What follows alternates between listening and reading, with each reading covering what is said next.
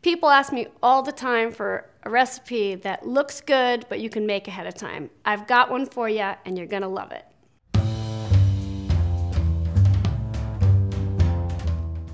This garlic and sun-dried tomato baked salmon fits the bill on every front. It smells amazing before it even goes into the oven, and your company's gonna love it. You start this recipe by preheating the oven to 350 degrees Fahrenheit. Then, in a food processor, combine garlic, the sun-dried tomatoes, fresh parsley, fresh basil, the kosher salt and pepper, and the extra virgin olive oil. Blend it together till you see a soft paste forming. Doesn't matter if it's chunky or smooth, either way, it all comes out great. I like to use both parsley and basil because basil adds a fresh, slightly peppery taste. Makes it a little more Italian and a little bit saltier. If basil is not to your liking, just stick to the parsley.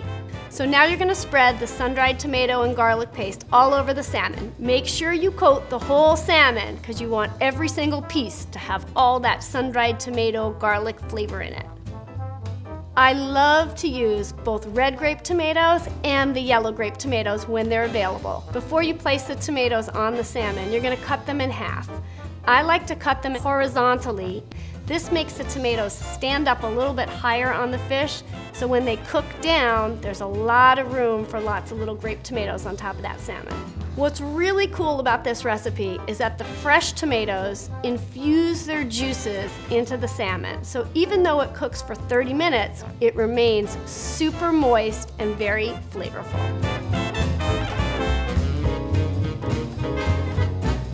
You're gonna cover it tightly with aluminum foil and bake it in the preheated oven of 350 degrees. In about 30 minutes, you're gonna have a lot of oohs and ahs, and your house is gonna smell divine. When you pull back the foil, you're gonna be inundated with amazing flavors of garlic and basil and tomatoes. What you're looking for in the tomatoes is for them to look roasted and a little bit shriveled, but they should still hold their color and look really pleasing to the eye.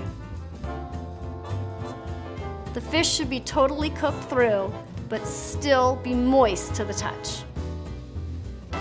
That's all for this recipe. I can't wait to see you next time. Don't forget to tell me how your dish came out and if you made anything differently.